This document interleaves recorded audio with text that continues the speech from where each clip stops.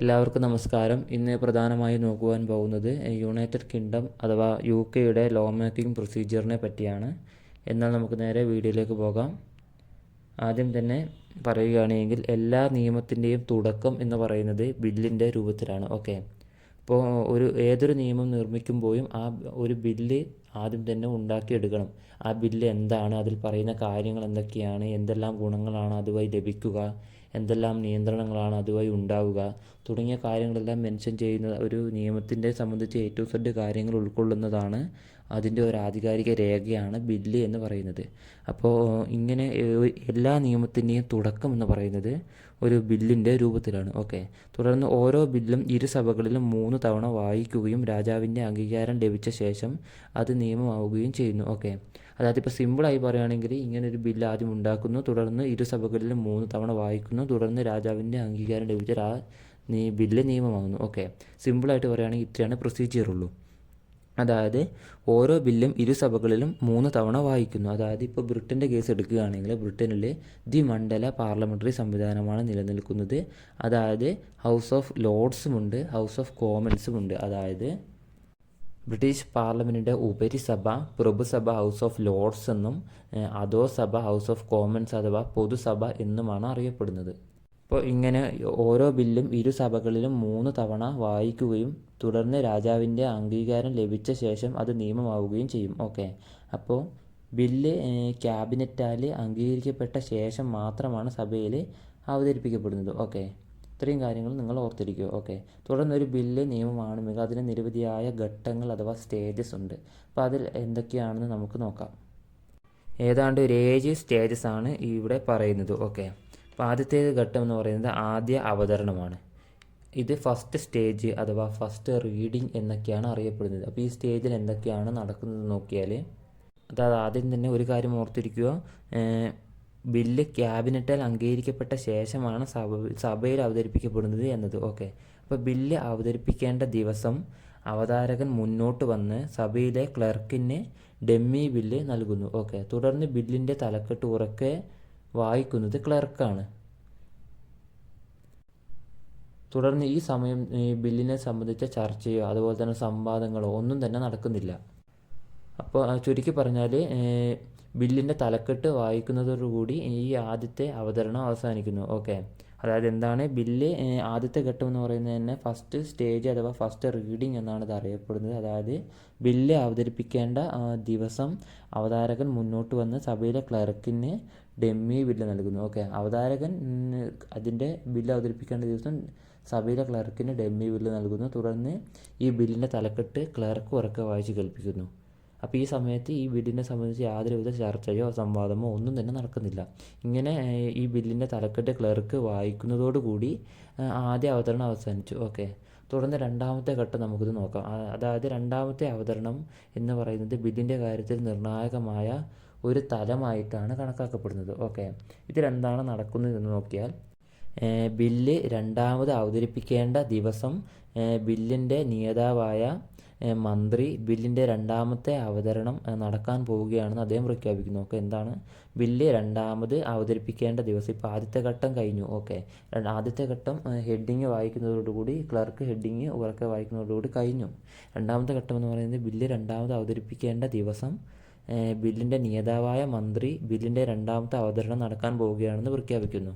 തുടർന്ന് ഈ ബില്ല് എന്താണ്, ബില്ലിൻ്റെ ഉദ്ദേശം എന്താണ്, അതായത് ബില്ലിൻ്റെ ഉള്ളടക്കവും അതുപോലെ തന്നെ ഉദ്ദേശവും കൃത്യമായിട്ട് അദ്ദേഹം വിശദീകരിക്കുന്നു. ഈ സമയത്താണ് ബില്ലിലെ തത്വങ്ങളെല്ലാം തന്നെ കൃത്യമായിട്ട് ചർച്ച ചെയ്യപ്പെടുന്നത്. അതായത് എന്താണ് ബില്ല്, ഇതിലെ കാര്യങ്ങൾ എന്തൊക്കെയാണ്, ഇതിലെ ഗുണങ്ങൾ എന്തൊക്കെയാണ്, ദോഷങ്ങൾ എന്തൊക്കെയാണ്, ഇത് ആരെയൊക്കെ ഉൾക്കൊള്ളിച്ചുകൊണ്ടാണ് ഈ നിയമം ഉണ്ടാകുന്നത് തുടങ്ങിയ A to Z കാര്യങ്ങൾ ഈ സമയത്ത് ചർച്ച ചെയ്യപ്പെടും. തുടർന്ന് ചർച്ചകൾക്ക് ഒടുവിൽ ഇരു വിഭാഗങ്ങൾക്കിടയിലും വിഭജനം ഉണ്ടാകുന്നു. ഇപ്പോൾ ഒരു ചർച്ച ചെയ്യപ്പെട്ടാൽ അനുകൂലിക്കുന്നവരും പ്രതികൂലിക്കുന്നവരൊക്കെ ഉണ്ടാകും. അപ്പോൾ അടുത്ത ഘട്ടം എന്ന് പറയുന്നത് മൂന്നാമത്തെ ഘട്ടം എന്ന് പറയുന്നത് കമ്മിറ്റി സ്റ്റേജാണ്. അപ്പോൾ ഈ കമ്മിറ്റി സ്റ്റേജിൽ എന്തൊക്കെയാണ് നടക്കുന്നത് എന്ന് നോക്കിയാൽ, ബ്രിട്ടനിൽ രണ്ടാമത്തെ അവതരണത്തിൽ ബില്ലിലെ തത്വങ്ങൾ സഭ അംഗീകരിച്ചാൽ ബില്ല് സ്റ്റാൻഡിംഗ് കമ്മിറ്റിക്ക് സമർപ്പിക്കപ്പെടുന്നു. സഭ അംഗീകരിച്ചാൽ മാത്രം. എന്നാൽ വിശദമായ ചർച്ച ആവശ്യപ്പെടുന്ന ബില്ലോ ഭേദഗതിയൊക്കെ ആണെങ്കിൽ അത് കമ്മിറ്റി ഓഫ് ദി വോൾ ഹൗസിലാണ് സമർപ്പിക്കപ്പെടുന്നത്. എന്താണ് ബ്രിട്ടനിൽ കമ്മിറ്റി സ്റ്റേജ് എന്ന് പറയുന്നത് മൂന്നാമത്തെ ഘട്ടമാണ്. അതായത് രണ്ടാമത്തെ ഘട്ടത്തിൽ ബില്ലിനെ കുറിച്ചിട്ട് നല്ല സംവാദങ്ങളൊക്കെ നടന്നു. തുടർന്ന് ഒടുവിൽ ഇരു വിഭാഗങ്ങൾക്കിടയിലും വിഭജനം ഉണ്ടാകുന്നുണ്ട്. ഓക്കെ. എന്നാൽ കമ്മിറ്റി സ്റ്റേജിൽ രണ്ടാമത്തെ അവതരണത്തിൽ ബില്ലിലെ തത്വങ്ങൾ സഭ ഭൂരിപക്ഷത്തോടെ അംഗീകരിച്ചാൽ ബില്ല് സ്റ്റാൻഡിംഗ് കമ്മിറ്റിക്ക് സമർപ്പിക്കപ്പെടുന്നുണ്ട് ബ്രിട്ടനിൽ. ഓക്കെ. എന്നാൽ വിശദമായ ചില ബില്ലുകളോ കേസുകളൊക്കെ സംബന്ധിച്ച ബില്ലുകളോ അല്ലെങ്കിൽ വിശദമായ ചർച്ച ആവശ്യമായി വരുന്ന ബില്ലോ ഭേദഗതിയൊക്കെ ആണെങ്കിൽ അത് ബ്രിട്ടനിൽ കമ്മിറ്റി ഓഫ് ദി വോൾ ഹൗസിലാണ് അത് സമർപ്പിക്കപ്പെടുന്നത്. ഓക്കെ.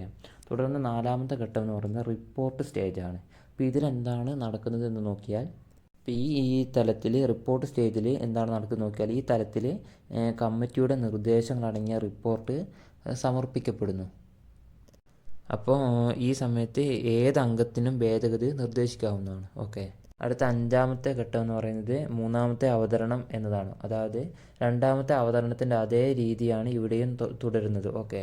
അതായത് ബില്ല് അവതരിപ്പിക്കേണ്ട ദിവസം ബില്ലിൻ്റെ നേതാവായ മന്ത്രി ബില്ലിൻ്റെ രണ്ടാമത്തെ അവതരണം നടക്കാൻ പോകുന്നുവെന്ന് പ്രഖ്യാപിക്കുന്നു. തുടർന്ന് ബില്ലിലെ ഉള്ളടക്കവും ഉദ്ദേശമൊക്കെ കൃത്യമായിട്ട് വിശദീകരിക്കുന്നു. അതായത് ബില്ലിലെ തത്വങ്ങൾ ചർച്ച ചെയ്യപ്പെടുന്നു. ഓക്കെ.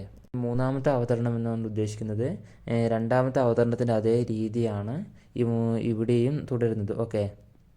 ഈ ഘട്ടത്തിൽ ബില്ലിലെ തത്വങ്ങളെക്കുറിച്ച് സംവാദം നടത്തപ്പെടുന്നു. അതായത് ഒരു ബില്ലിനെ സംബന്ധിച്ച വാചികമായ പ്രധാനമായ ഭേദഗതികളെല്ലാം തന്നെ കൊണ്ടുവരുന്നത് മൂന്നാമത്തെ അവതരണത്തിലാണ്. ഓക്കെ. അതായത് ബില്ല് പാസ്സാക്കപ്പെട്ടു കഴിഞ്ഞാൽ അത് പ്രഭുസഭയിലേക്ക് തുടർന്ന് അയക്കുന്നു. ഓക്കെ. തുടർന്ന് ആറാമത്തെ ഘട്ടം എന്ന് പറയുന്നത് പ്രഭുസഭയുടെ പരിഗണനയാണ്. ഇതിലെന്താണ് പറയുന്നത് നോക്കിയാൽ, മുൻപറഞ്ഞ രീതികളിലൂടെ പ്രഭുസഭയിലും ബില്ല് പാസ്സാക്കപ്പെടുന്നു. ഓക്കെ. നേരത്തെ പറഞ്ഞ പോലെ രീതിയിൽ. തുടർന്നത് രാജാവിന് സമർപ്പിക്കപ്പെടുകയും ചെയ്യുന്നുണ്ട്. ഓക്കെ. ഇപ്പോൾ ഈ രാജാവിന് സമർപ്പിക്കപ്പെടുന്ന ഏഴാമത്തെ ഘട്ടത്തിൽ എന്തൊക്കെയാണ് നടക്കുന്നത് നോക്കിയാൽ, അവസാനം ഒരു നിയമം ആവുന്നതിന് മുമ്പ് അത് ബില്ലാണ്. ആ ബില്ല് രാജാവിൻ്റെ ഇരു സഭകളിലും അംഗീകരിക്കപ്പെട്ടതിന് ശേഷം അത് രാജാവിൻ്റെ അംഗീകാരത്തിന് വേണ്ടി ബില്ല് സമർപ്പിക്കപ്പെടുന്നു. തുടർന്ന് രാജാവ് ഒരു വ്യക്തി എന്ന നിലയിൽ അംഗീകാരം നൽകുകയോ, അതായത് ആ ബില്ലിന് അംഗീകാരം നൽകുകയോ അല്ലെങ്കിൽ ഇതിനു വേണ്ടി കമ്മീഷണർമാരെ അടങ്ങിയ ഒരു കമ്മീഷനെ നിയമിക്കുകയോ ചെയ്യണം. ഓക്കെ. ഇതിനെപ്പറ്റി പഠിക്കാൻ വേണ്ടി. ഇങ്ങനെ അംഗീകാരം ലഭിച്ചാൽ ഒരു ബില്ല് അത് പാർലമെൻറ്റ് ആക്റ്റായി മാറുന്നു. അംഗീകാരം ലഭിച്ചിട്ടില്ലെങ്കിൽ അത് തള്ളിപ്പോകുന്നു. ഓക്കെ. അതുപോലെ തന്നെ ധനകാര്യ ബില്ലൊഴികെ ഏത് നിയമവും ഭേദഗതി ചെയ്യുവാനും നിരോധിക്കുവാനുമുള്ള അധികാരം ഹൗസ് ഓഫ് ലോർഡ്സിനുണ്ടായിരിക്കും. അതുപോലെ എന്നാൽ ധനകാര്യ ബില്ലിൻ്റെ കാര്യത്തിൽ പരിപൂർണ അധികാരം പൊതുജന സഭയ്ക്ക് അഥവാ ഹൗസ് ഓഫ് കോമൺസിനായിരിക്കും. അതായത് ധനകാര്യ ബില്ലിൻ്റെ കാര്യത്തിൽ പ്രഭുസഭയ്ക്ക് യാതൊരുവിധ അധികാരവും നൽകപ്പെട്ടിട്ടില്ല. എന്നാൽ ധനകാര്യ ഇതര ബില്ലുകളിൽ പ്രഭുസഭയ്ക്ക് ഗണനീയമായ ഒരു സ്വാധീനം ഉണ്ടായിരിക്കും. എന്നാൽ ഇത്തരം ബില്ലുകൾ പൊതുജന സഭയുടെ ഹൗസ് ഓഫ് കോമൺസിൻ്റെ 2 സമ്മേളനങ്ങൾ അവതരിപ്പിച്ചിട്ട് അംഗീകരിക്കപ്പെട്ടാൽ അത് പ്രഭുസഭയെ പരിഗണിക്കാതെ തന്നെ രാജാവിൻ്റെ അംഗീകാരത്തിന് സമർപ്പിക്കാവുന്നതാണ്. ഓക്കെ. അതായത് ഈ 2 അവതരണത്തിനും ഇടയിൽ കുറഞ്ഞത് ഒരു വർഷത്തെ എങ്കിലും ഇടവേള ആവശ്യമാണ്. ഓക്കെ. അതായത് ധനകാര്യ ബില്ലിൻ്റെ കാര്യത്തിൽ, അതായത് ധനകാര്യ ബില്ല് പൊതുജന സഭയിൽ അഥവാ ഹൗസ് ഓഫ് കോമൺസിൽ തന്നെ അവതരിപ്പിക്കപ്പെടണം. ഓക്കെ. ഈ ബില്ലിൻ്റെ കാര്യത്തിൽ പരമമായ അധികാരം എന്ന് പറയുന്നത് പൊതുജന സഭയ്ക്ക് അഥവാ ഹൗസ് ഓഫ് കോമൺസിനാണ്. അതായത് 1911 പാർലമെൻറ്റ് ആക്ട് അനുസരിച്ചിട്ട് പൊതുജന സഭ പാസ്സാക്കുന്ന ധനകാര്യ ബില്ലുകൾ പ്രഭുസഭയിലേക്ക് അയക്കുകയും അത് പ്രഭുസഭ പാസ്സാക്കിയാലും ഇല്ലെങ്കിലും അവ രാജാവിൻ്റെ അംഗീകാരം വഴി നിയമമാവുകയും ചെയ്യുന്നു. ഓക്കെ. അതായത് ചുരുക്കി പറഞ്ഞാൽ ധനകാര്യ ബില്ലിൻ്റെ കാര്യത്തിൽ പ്രഭുസഭയ്ക്ക് കാര്യമായ അധികാരങ്ങളൊന്നും തന്നെ ഉണ്ടായിരിക്കില്ല. ഓക്കെ. അപ്പോൾ ചുരുക്കി പറഞ്ഞാൽ എല്ലാ നിയമത്തിൻ്റെയും തുടക്കം എന്ന് പറയുന്നത് ബില്ലിൻ്റെ രൂപത്തിലാണ്. അതുപോലെ തന്നെ ഓരോ ബില്ലും ഇരുസഭകളിലും 3 തവണ വായിക്കുകയും രാജാവിൻ്റെ അംഗീകാരം ലഭിച്ചതിന് ശേഷം നിയമമാവുകയും ചെയ്യുന്നു. എന്നാൽ ധനകാര്യ ബില്ലിൻ്റെ കാര്യത്തിൽ പരിപൂർണമായ അധികാരം ഹൗസ് ഓഫ് കോമൺസിനാണ് അഥവാ പൊതുസഭയ്ക്കാണ്. അപ്പോൾ ഇതിന് നിരവധിയായ ഘട്ടങ്ങളുണ്ട്. അതായത് ആദ്യ അവതരണം, ഫസ്റ്റ് സ്റ്റേജ് അഥവാ ഫസ്റ്റ് റീഡിംഗ് എന്ന് പറയുന്നത്, ഇതിൽ ഹെഡിങ് മാത്രം വായിക്കുന്നു. രണ്ടാമത്തെ ഘട്ടത്തിൽ എന്താണ്, ബില്ലിനെ സംബന്ധിച്ച് സൂക്ഷ്മമായ പരിശോധന നടത്തുന്നു, ചർച്ചകൾ നടത്തുന്നു. മൂന്നാമത്തേതാണ് കമ്മിറ്റി സ്റ്റേജ്. അതിൻ്റെ ബില്ലിൻ്റെ പ്രസക്തിക്കനുസരിച്ചിട്ട് അത് കമ്മിറ്റിക്ക് സമർപ്പിക്കപ്പെടുന്നു. അതായത് ബില്ല് വിശദമായ ചർച്ച ആവശ്യപ്പെടുന്ന ബില്ലോ ഭേദഗതിയൊക്കെ ആണെങ്കിൽ അത് കമ്മിറ്റി ഓഫ് ദി ഹോൾ ഹൗസിലാണ് സമർപ്പിക്കപ്പെടുന്നത്. തുടർന്ന് റിപ്പോർട്ട് സ്റ്റേജാണ്. ഈ തലത്തിൽ കമ്മിറ്റിയുടെ നിർദ്ദേശങ്ങൾ അടങ്ങിയ റിപ്പോർട്ട് സമർപ്പിക്കപ്പെടുന്നുണ്ട്.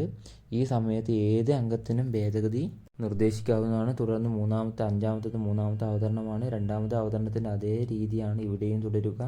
തുടർന്ന് പ്രഭുസഭയുടെ പരിഗണനയ്ക്ക് വെക്കുന്നു. അതായത് പ്രഭുസഭയിൽ മുൻപറഞ്ഞ രീതികളിലൂടെ പ്രഭുസഭയിലും ബില്ല് പാസ്സാക്കപ്പെടുന്നു. തുടർന്ന് രാജാവിന് സമർപ്പിക്കപ്പെടുന്നു.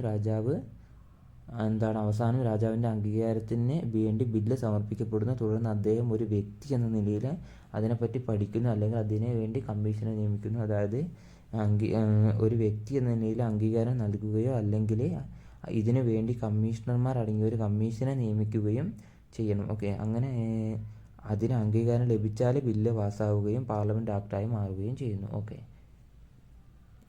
ഇത്രയും കാര്യങ്ങളാണ് law making procedures of UK എന്ന ഈ ടോപ്പിക്കിൽ പറയാനുണ്ടായിരുന്നത്. മറ്റൊരു വീഡിയോ കാണുന്നവരേക്കും ബൈ.